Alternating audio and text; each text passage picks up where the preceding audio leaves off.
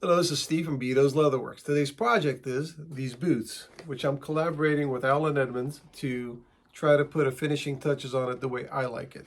So every year, Allen Edmonds has a get-together called Party at the Port. Well, the past 4 years anyway. So this year when I was there, I found some leathers that caught my eye. Now, this wasn't the leather per se. This was the leather. But what I wanted was the back of the leather, so reversed, with all the imperfections on the shoe and even the stamping on the back of the heel that the manufacturer has. And I didn't really care about the scratches or anything like that. And we came to an agreement that they would make a pair of boots for me, and halfway, the last are still inside, by the way, and they would send it to me and I would finish it the way I wanted to. And basically wanted to add my touches to it that the manufacturer doesn't offer. All right, and also this piece right here, they sent. I'm gonna make a belt out of it, the matching belt to the boots. So I can't wait. All right. Now in the beginning of the video is gonna be the factory tour. Basically, I started the video from them explaining how they chose the leathers to all the way to the production line to the end. So if you don't want to watch that, that's about 27 minutes of the first video. You can just skip that and go on to where I start working on these boots. All right, let's get started.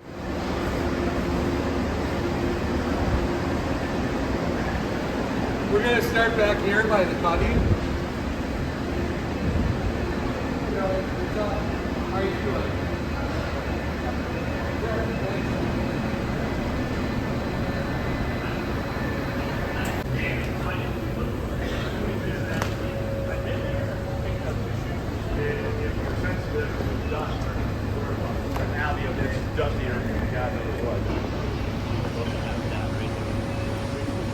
So this is our lining leather. This is half of a cow. We buy this from Thiele, which is down in Milwaukee. The backbone would be this here straight edge, so the leather is cut along the backbone. Where I'm standing up here would be the neck area, down into the belly, and then back here would be the butt. You can see kind of where the tail would be as well. So that's cow. And calf. Typically our calf skin comes from Europe, so we deal with Italian tanneries. We do have a few French tanneries that we deal with, but most of what we get for the different colors is out of Italy. And then the black calf we get from Weinheimer, which is a German company, which moved their tanneries to Poland. Sort of thing that we typically offer. So the shell, I think most of you guys are very familiar with shell, but it's a membrane that builds up in the butt of the horse when the horse runs. So each horse will produce 2 shells. It's kind of like almost like a callus. It's actually underneath the skin. I'm not sure how many of you guys went down the Horween tannery. It's a little bit more challenging from a manufacturing perspective to deal with. Typically the top of the shell here is about twice as thick as the bottom of the shell. So we will go from, we typically measure, and like you say, like, you know, 349, but 299 for these sizes. But even internally, you don't account for it necessarily. I mean, I'm sure the foot size is probably a bell curve with population, right? Correct. Group between 8.5 and 11 is the right. Maybe some people lose some. Yep. And we do, actually, when we look at it at like the end of doing a cutting job, they also have, we can, but we don't like to do it very often. We can cut out the holes as well, but it really slows it down.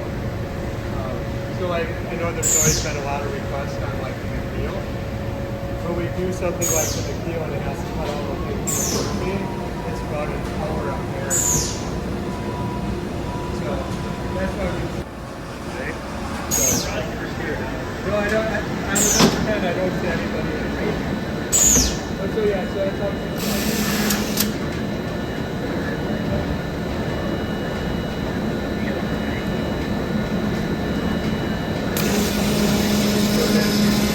she's actually taking them out, and she's going to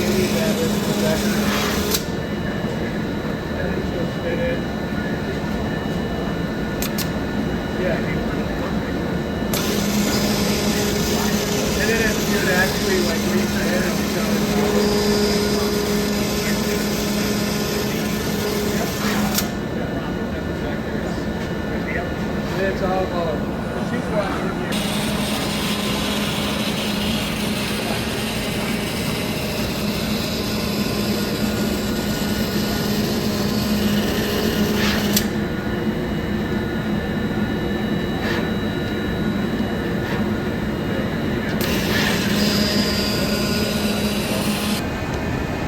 She happens to be doing a mason right now. But you guys want to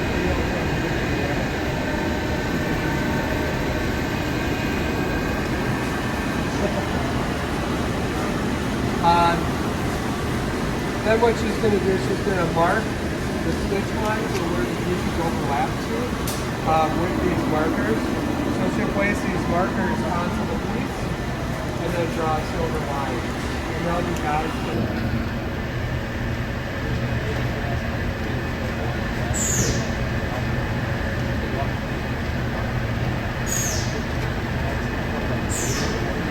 Yeah. Yeah. Very cool. Yeah.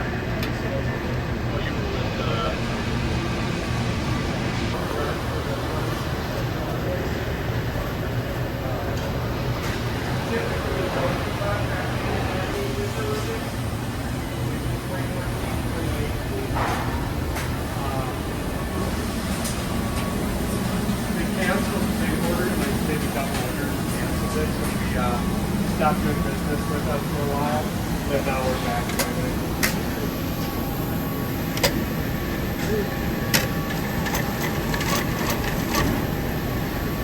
Oh, really?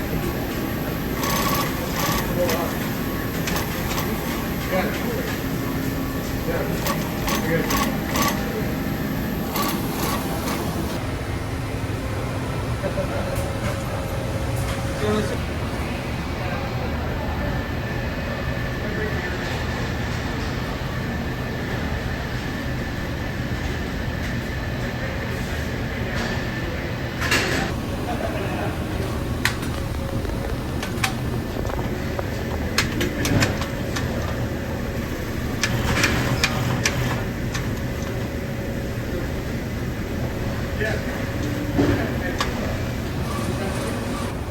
I have a fatty while we're doing this here.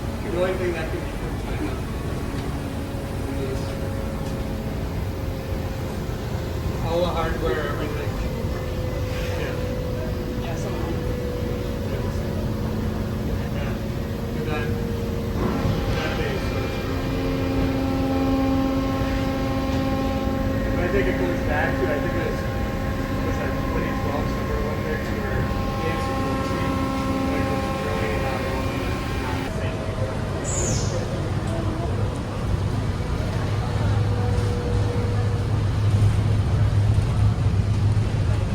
See at a wedding scheme how they put donuts on the little things. Yeah.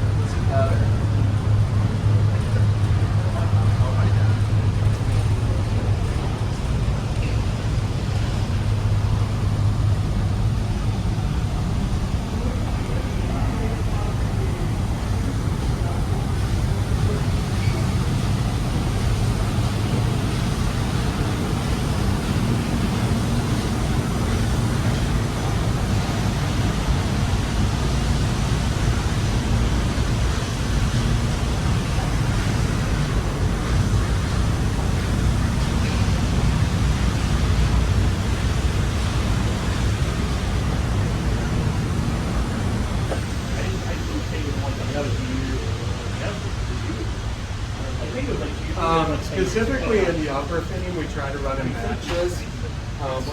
There's certain stuff that we can't, like when we have like the custom orders. We'll typically try to cover that up. If the tassel was chewed off by a dog, she'll replace the tassels. Typically, I think on all the hand sews, you just replace all the sock liners on the hand sews. Our inventory of glass. Like I said, some styles we might just have a D-lid glass. Then there's other styles like the 65 glass, where we can have 100 and I think it's 177 high with them. And then go from AAA.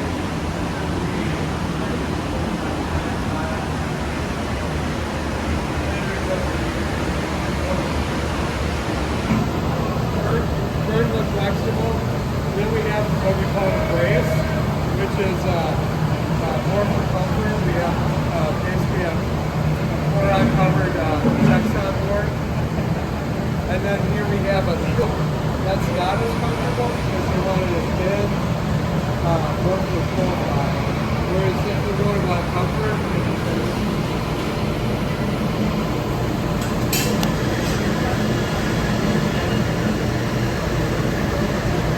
this here is really something.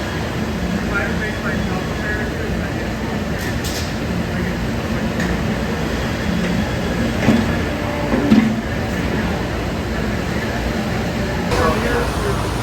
different oil styles that you can learn. The basically version of this. And then there she's finishing up the bottom of the inside.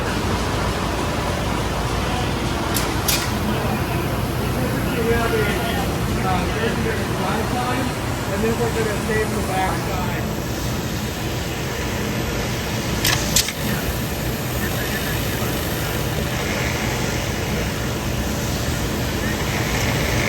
How you doing, Jorge? That one?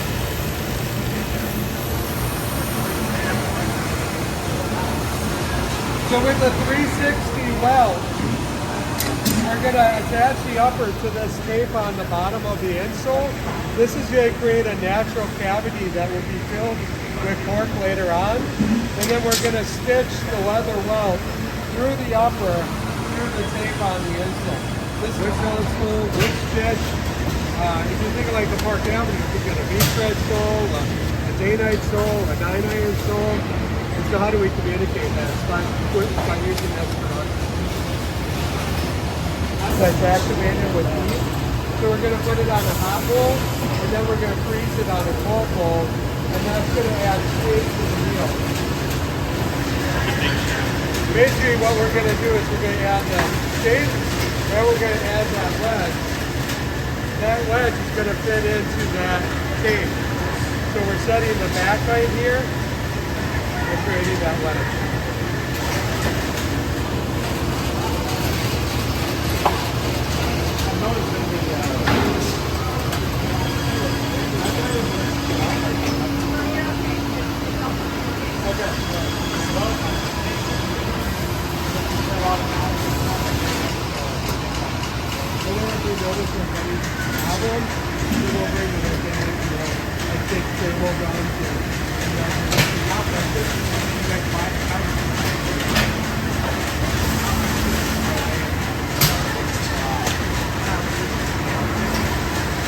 So we're in the process of transitioning to a Rhenoflex counter. We had the 2020 in the last, I think it was 60 was the counter supplier. And then basically, so you can see they have a steamer up top. That's trying to add more heat, more moisture. And then this here adds heat and will activate that box so it's pliable. We want it pliable for this, but we don't want it fluxy when it's on the ground.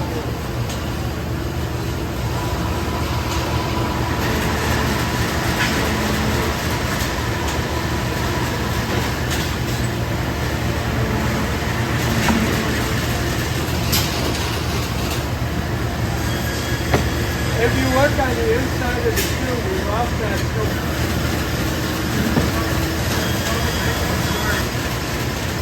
If you guys want to get in here and get a closer view.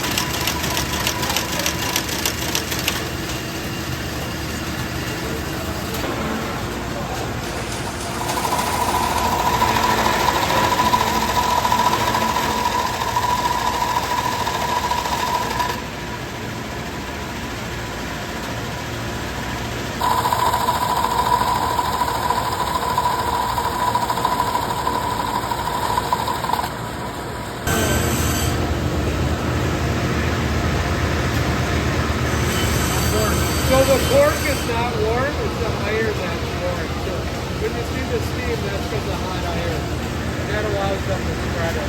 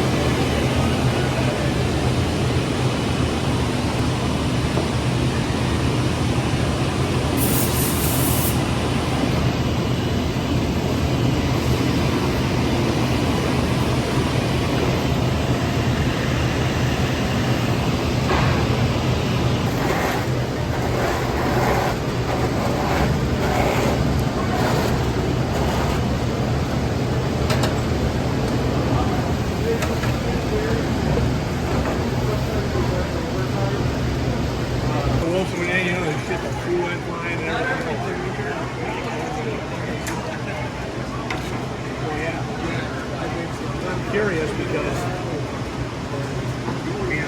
So he uses the wax bar first, then he comes back with the Nova cream. I think it's Nova, right? And then he comes over the top with the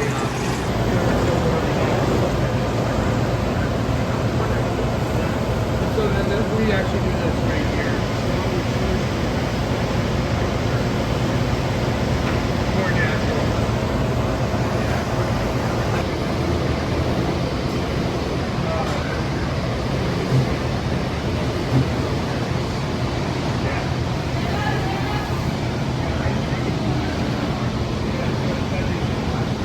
about manufacturing. See the skilled people here.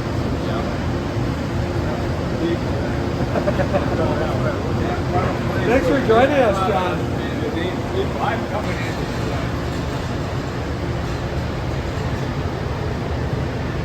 Is there anything I didn't cover that you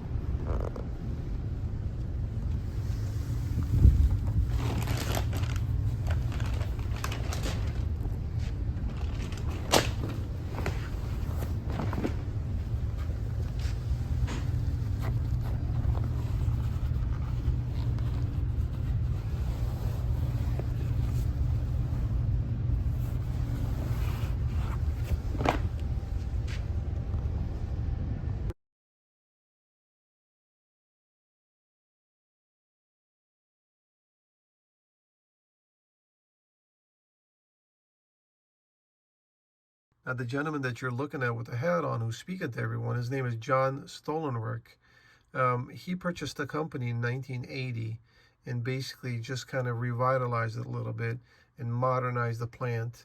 And he's really popular with the diehard Allen Edmonds enthusiasts who know who he is. And he had a major part in bringing back the Allen Edmonds to what it is today. Fire, question for you. Did any shoes or any inventory or stock make it out of the fire? No. Everything lost. Around. No shoes survived that. Wally Wilson. Did you know him? No, I didn't. That was The before. night watchman. Because he lived in the factory at the time. Yeah. We still tack. Yeah, we still tack to the So, line. and the last gets eaten up, and you have to get rid of it. Yeah, they have. Wasn't consistent. No. So you'd have a high humid day, you have a fat foot.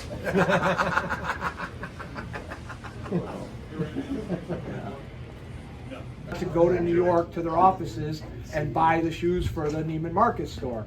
And Mark Lustig, I said, oh, I know you, you're from Allen Edmonds. He goes, I know you, you're from Allen Edmonds. So Mark, when he left Allen Edmonds, must have also gone to to be tight in the instep. Jeff, is that built on the forelast?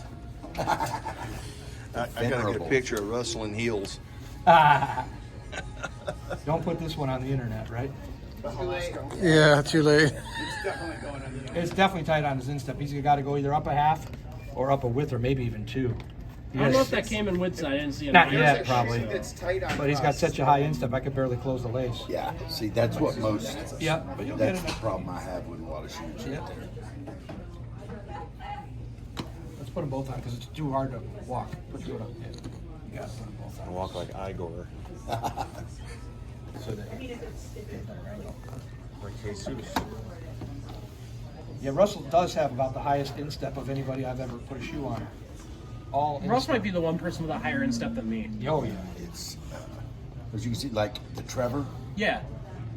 in my normal size, I can't tie the shoe. Right. Even pulling it tight, the facings are so far apart.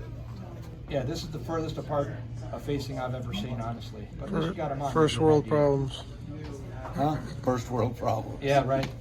And this is why we love the 234 last. Right. Be very careful. It's the tallest you've ever been, bro. They're like human heels. Sold.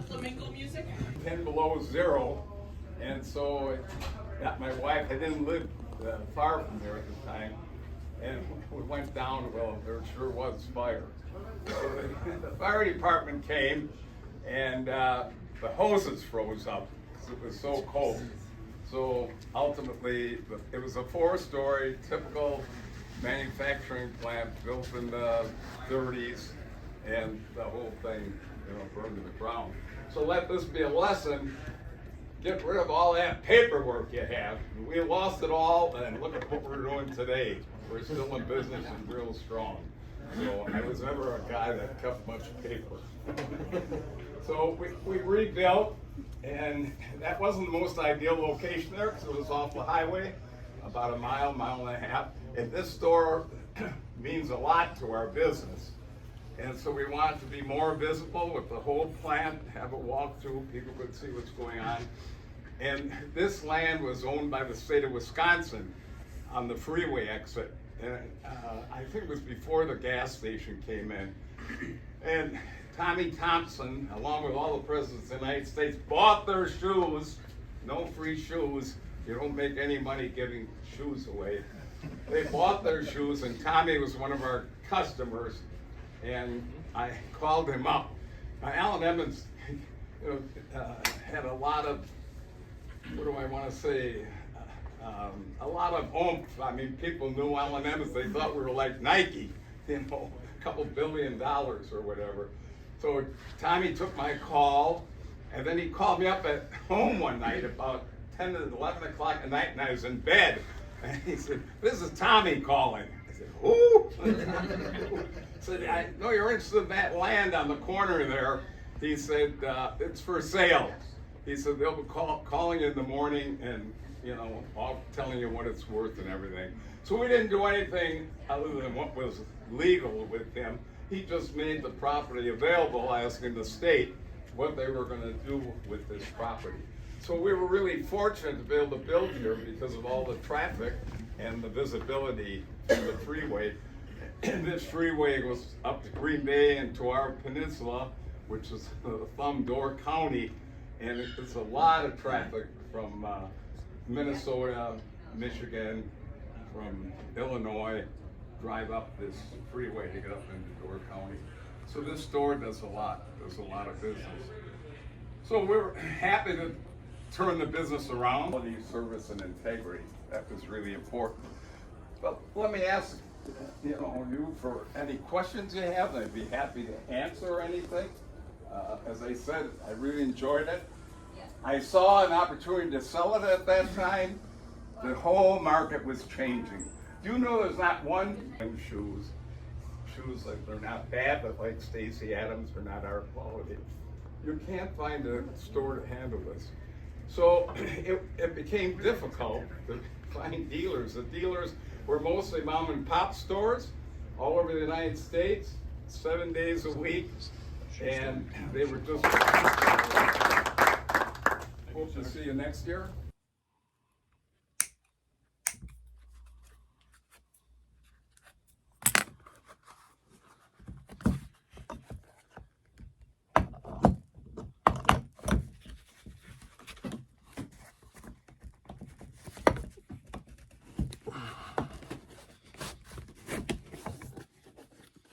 Nice. Very nice. Now, for a long time, I struggled to come up with a color matching of the welt that I'm going to put on. Now, I got the stitches made black because originally I wanted to put black welts on there. I got the lining black, and I wanted to design some sort of like a ankle strap design that you could remove, you know. Anyway, so I came up with this idea right here. We're going to do a dark brown welt, red stitching here that stitches the sole on, and see these stitching right there? It's kind of a funky stitch, like a figure 8 stitch on the vertical part. Or, yeah, the vertical part of the welt. So I hope that works out. But I don't know. I'm kind of struggling to... I really wanted the black welt, but I did a little online survey, and majority of the people said dark brown welt. And I'm like, man, I know I should do what I want to do because they're my boots, but I don't know. I just... Sometimes it's good to get, you know, people's opinion. If I can get this damn last off. Come on now. There you go. All right. We are making progress. All right, let's continue. When the apron goes on, you know things are getting serious.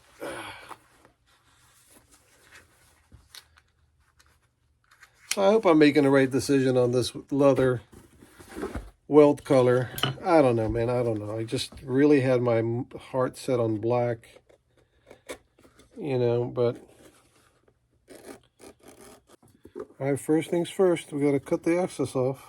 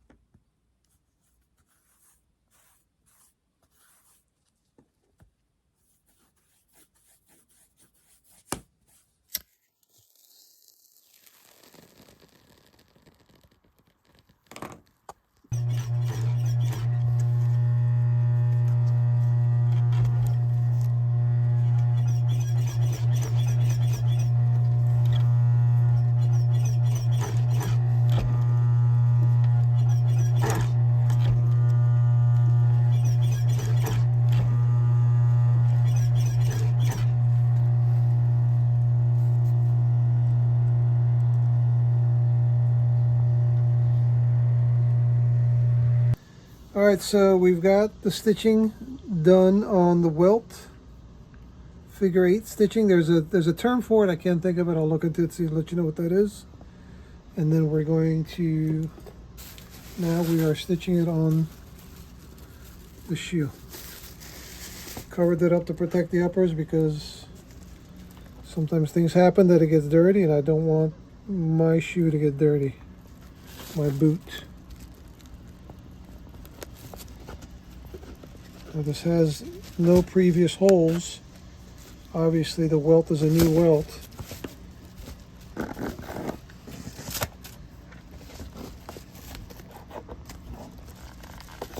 Beautiful.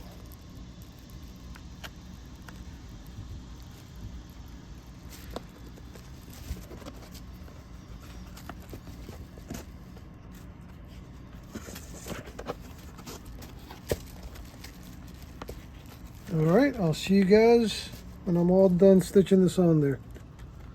Let's continue. All right, now see, we've got the welt on. Looks pretty cool, actually. Now the trick is going to be here to connect these two with the stitching will look continuous, so you can't really tell where the seam was.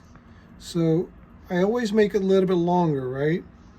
So what we'll do is we'll unstitch this to that point right there.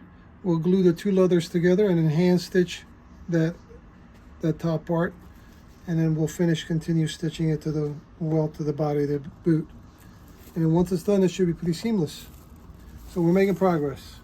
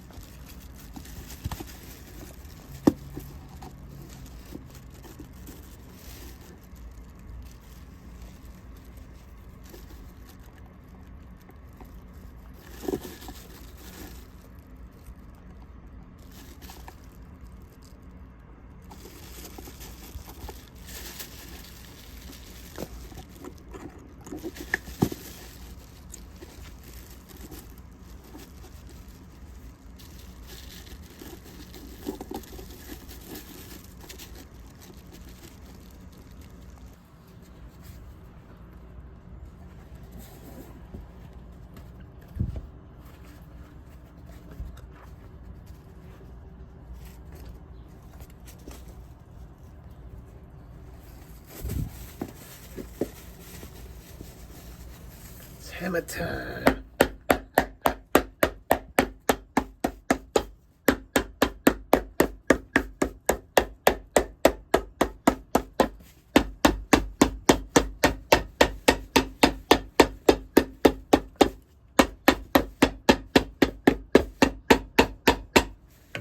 We are making progress. Nice.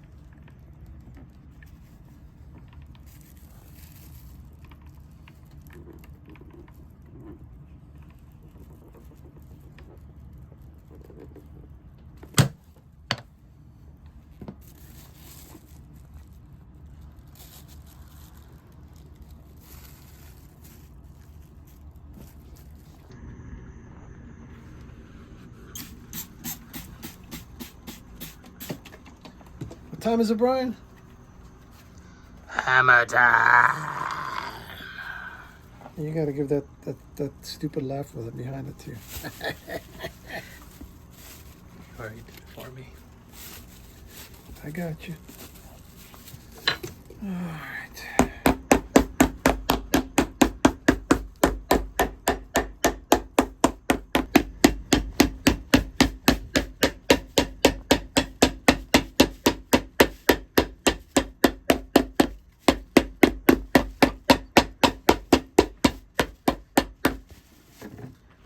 Looking good.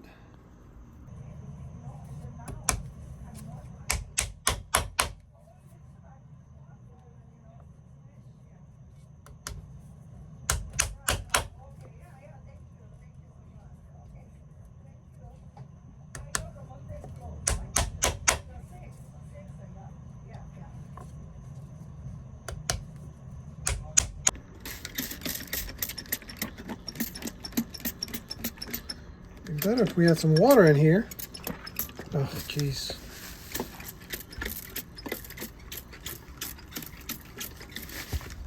"10 minutes to wet the sole."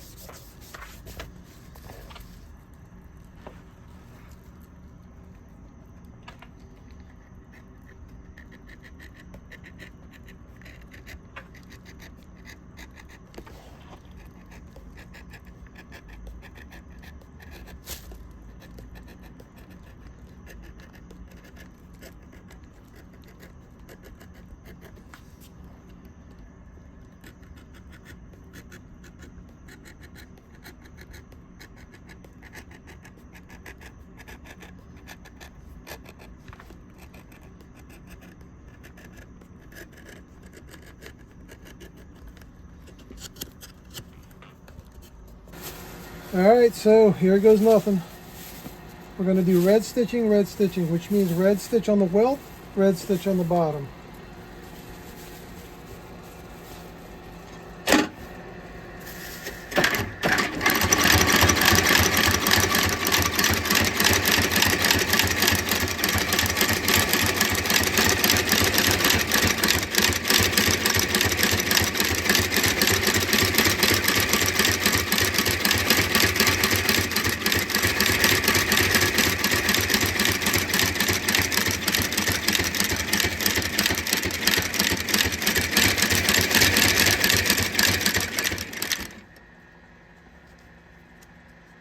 Flap was hanging over the wrong way.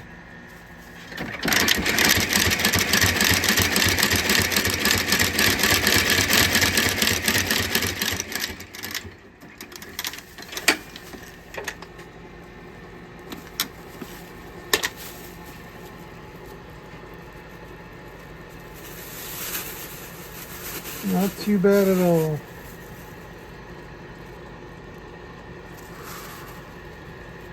All right.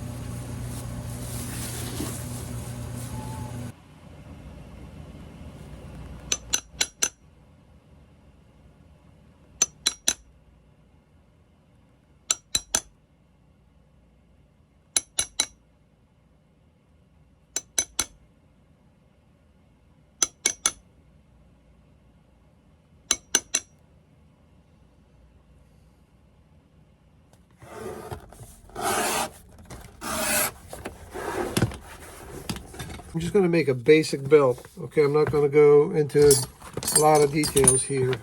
We're just going to have basically two leather pieces glued and stitched together, trim the edges. Originally I wanted to do a black black welt. That's why I got the black buckle, but I can put snaps on it. I can interchange it down the road, so it's okay. It'll do for now. This is just a piece of nylon that I'm going to put in between, so it kind of reinforces, so it doesn't stretch out of shape too easily.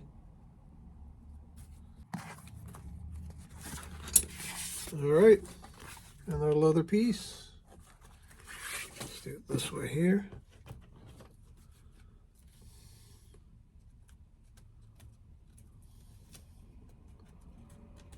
Come on now. Oh, I skived the edges here, so it's not so bulky on the edges.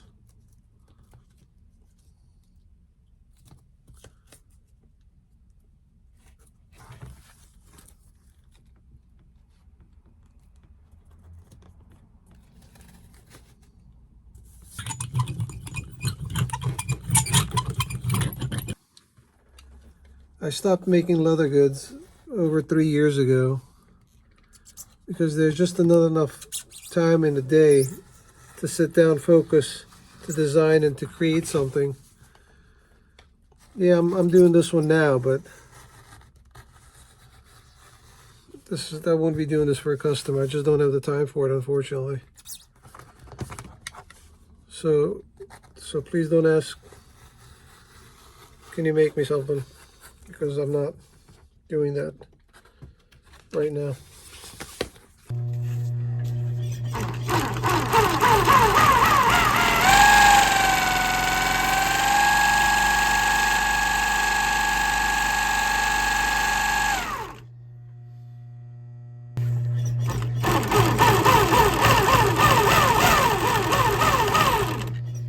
So I put 2 rows of black and 1 row of red. I think this doesn't look too bad. And we'll put some black edge dye on the edge and we'll be done. This is a snap together belt, okay? And this is a D-shaped buckle because it's shaped like a D. So all these buckles require a keeper, so when the belt comes around, that flap doesn't go up and down. It goes into the keeper to keep it secure. Now, the problem is that some customers unsnap it to change buckles, and the keepers always get lost. Let me show you what I do to keep the keeper in place so it doesn't get lost. So we simply cut a piece of leather,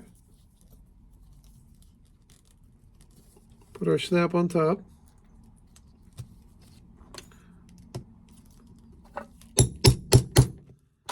okay. Now, second keeper is a floating keeper, right? But still, if that's loose, it's going to come off the belt and it's going to get lost. So on that one, I make that little leather piece a little longer.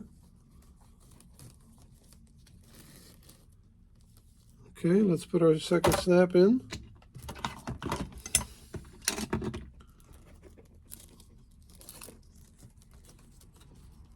Okay.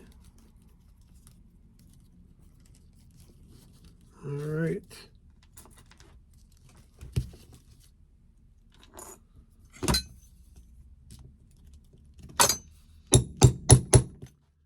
So now you've got one keeper secure. When you unsnap it, it doesn't come loose.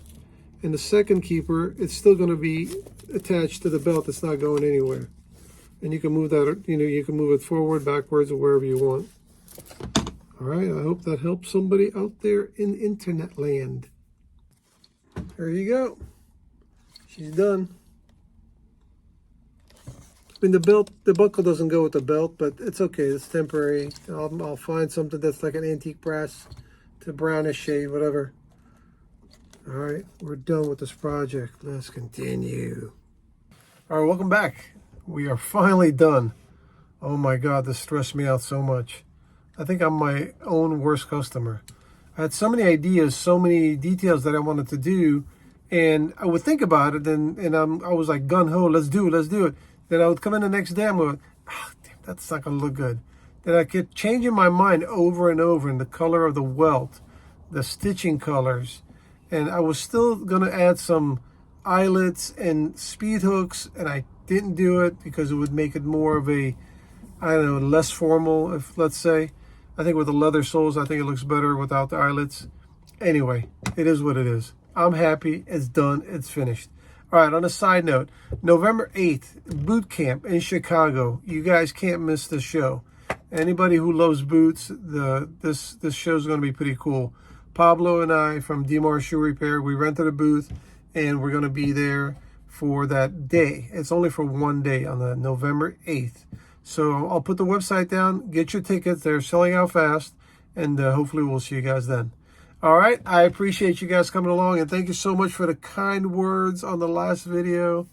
I appreciate you guys hanging around, because there's so much to do, and there's not enough time in the day to get everything done. But I try my best to get you guys uploaded once in a while to see what I'm doing. A lot more projects on the horizon, so stay tuned. All right, and I guess if you haven't subscribed, whatever, do whatever you want to do. All right, we'll see you guys again on the next video. Take care.